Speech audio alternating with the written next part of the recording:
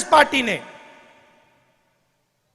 हिंदुस्तान से अंग्रेजों को भगाया। और जब हम अंग्रेजों से लड़ाई लड़ रहे थे, जिन्होंने आपके महापुरुषों को फांसी पर लटकाया, तब आरएसएस अंग्रेजों के साथ खड़ी थी। यह पूरी दुनिया जानती है। और यह याद रखिए, यह जो वनवासी शब्द है, यह आपको खत्म करने का शब्द है। और आदिवासी शब्द जो है, यह आपको हक दिलवाने का और यह आपको हिंदुस्तान के असली मालिक बनाने का शब्द है। जय जोहार, जय आदिवासी। स्टेज मतलब जब इस देश में कोई और नहीं था, तब भी आप लोग इस देश में रहते थे। मतलब यह बनता है कि आप इस देश के असली मालिक हो। और जब बीजेपी की सरकारें स्कूल और कॉलेज को प्राइवेटाइज कर देती है, उद्योगपतियों के हवाले कर देती है, या अस्पतालों को उद्योगपतियों के हवाले कर देती है, तो आपके बच्चे शिक्षा नहीं पाते और आपके परिवारों को जब अस्पताल की जरूरत होती है, आप वहां नहीं जा पाते। जय जोहार, जय आदिवासी। स्टेज पे कांग्रेस कमलनाथ जी ने कहा, मैं तांत्या मामा, मेरे लिए तांत्या मामा एक चिन्ह है।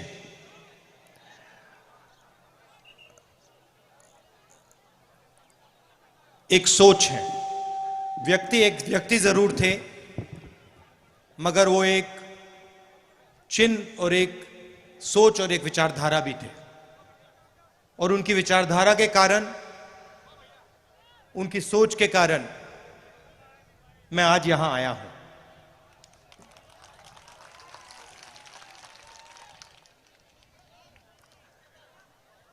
आज मैं उनके बारे में पढ़ रहा था और मैंने देखा कि वो 26 जनवरी को पैदा हुए थे। और वही दिन है जब हमारा देश पैदा हुआ। गणतंत्र दिवस का दिन तांत्या मामा का जन्मदिन था। तो इसमें भी एक मैसेज है।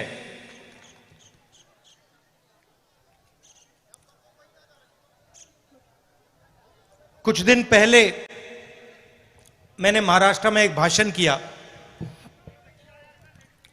और उसमें मैंने आदिवासी शब्द के बारे में बोला।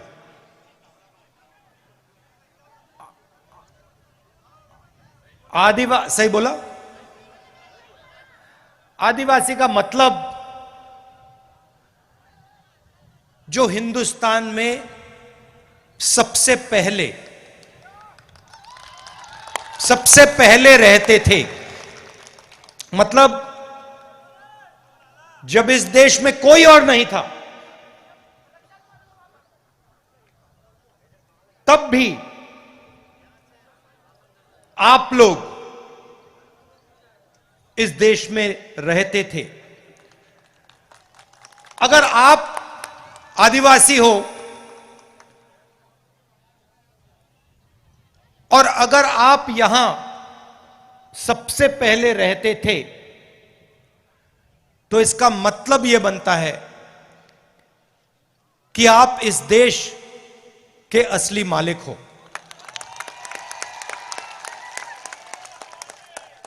सही बात? ये जो शब्द होते हैं, ये बहुत चीजें छुपाते हैं, बहुत चीजें ये दिखा भी सकते हैं। जैसे आप तांत्या मामा के बारे में सोचें तो आपके दिमाग में कौन से शब्द आते हैं? बताइए, कौन सा शब्द आता है सबसे पहले जब आप तांतिया मामा के बारे में सोचते हो? आदिवासी आता है, संघर्ष आता है, निडरता आता है, क्रांतिकारी आता है, ये शब्द आते हैं। और जब वो अंग्रेजों के सामने फांसी पे चढ़ रहे थे तो आपको क्या लगता है, उनके दिल में डर था या नहीं? सवाल नहीं उठता। उनके दिल में डर नहीं था। क्यों नहीं था? उसका कारण क्या था? उनके दिल में आम आदमी चढ़ता है, फांसी के सामने खड़ा हो जाता है, डर जाता है? नहीं। मगर जो आपके तांतिया मामा थे, जब वो चढ़े फांसी पे, उनके दिल में डर क्यों नहीं था? क्योंकि उनके डर को, जो उनके दिल में आपके लिए प्यार था, उसने मिटा दिया था। तो जब हम उनके बारे में सोचते हैं, हमारे दिमाग में ये शब्द आते हैं: निडर, संघर्ष, मोहब्बत, ये शब्द आते हैं। कुछ दिन पहले मैंने प्रधानमंत्री का एक भाषण सुना और उसमें उन्होंने एक नया शब्द प्रयोग किया, वनवासी। अब यह शब्द, इसके पीछे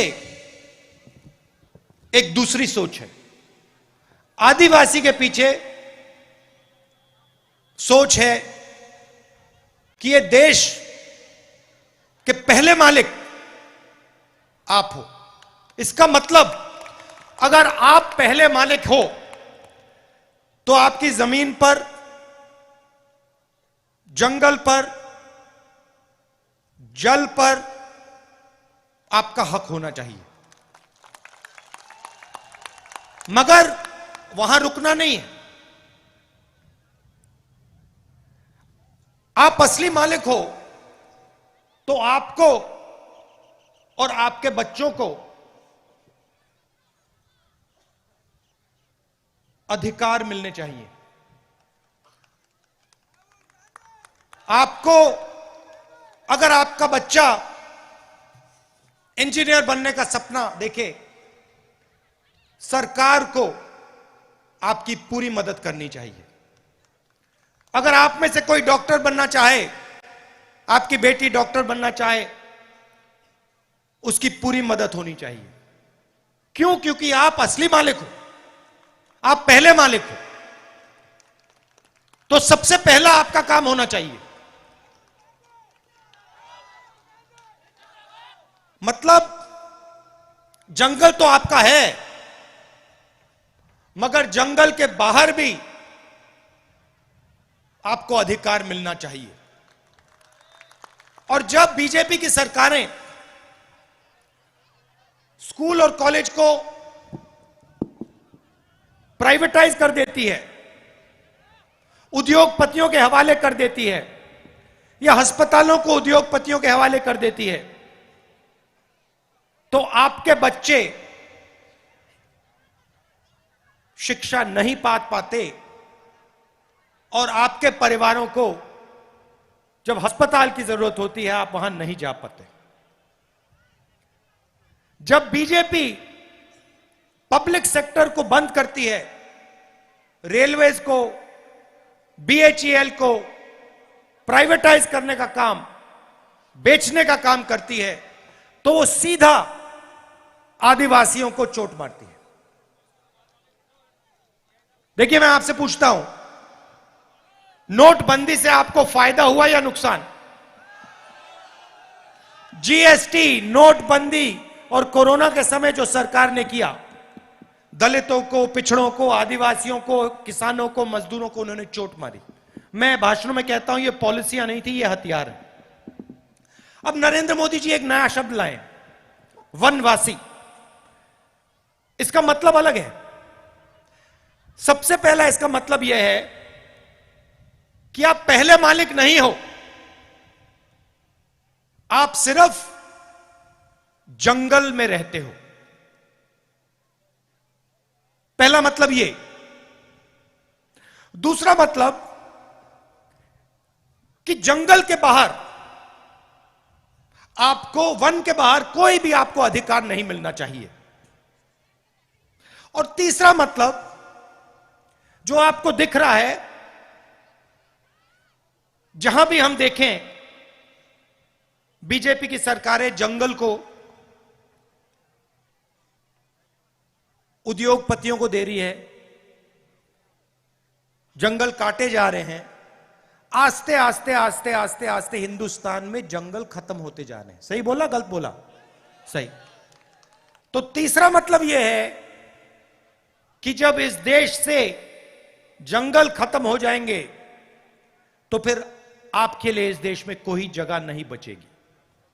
यह तीसरा मतलब है। यह मैंने आपको शब्द क्यों बताए? क्योंकि इन शब्दों के पीछे विचारधारा है।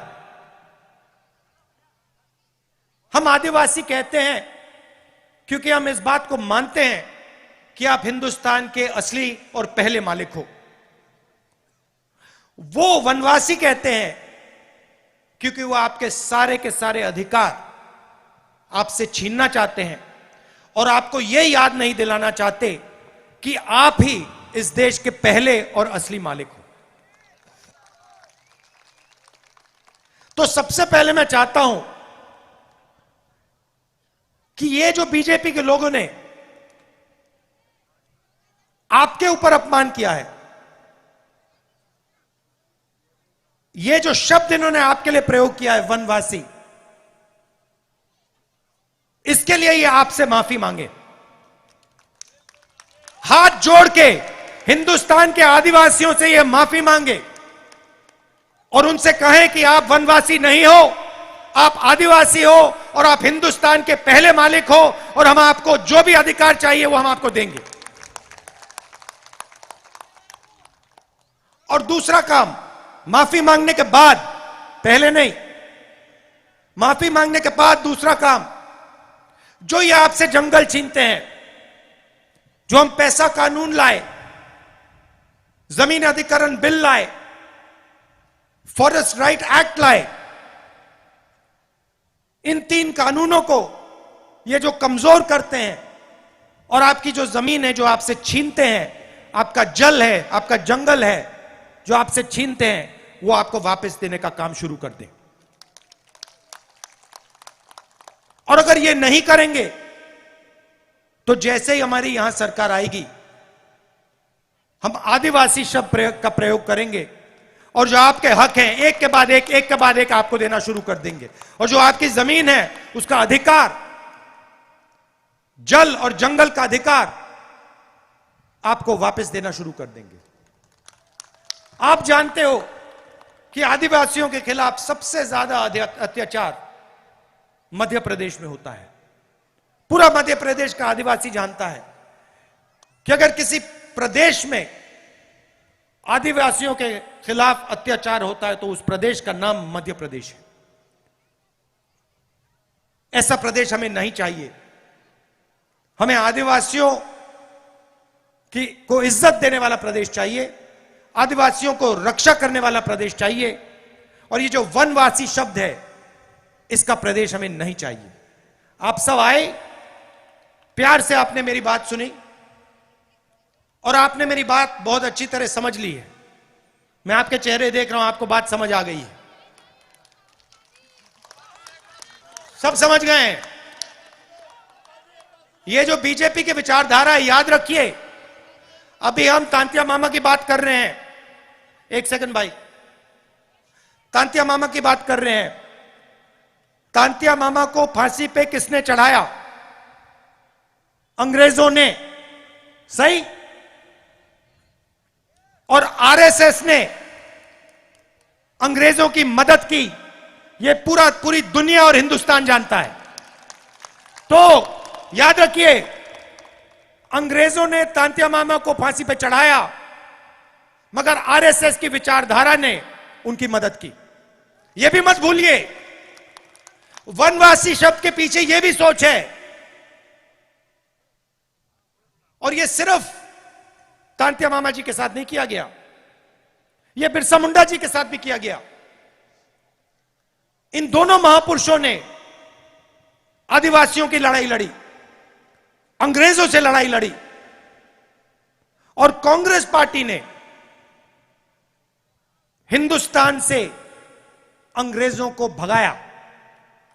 और जब हम अंग्रेजों से लड़ाई लड़ रहे थे, जिन्होंने आपके महापुरुषों को फांसी पर लटकाया, तब आरएसएस अंग्रेजों के साथ खड़ी थी। यह पूरी दुनिया जानती है। और यह याद रखिए, यह जो वनवासी शब्द है, यह आपको खत्म करने का शब्द है, और आदिवासी शब्द जो है, यह आपको हक दिलवाने का और यह आपको हिंदुस्तान के असली मालिक बनाने का शब्द है। बहुत बहुत धन्यवाद। जय हिंद, नमस्कार।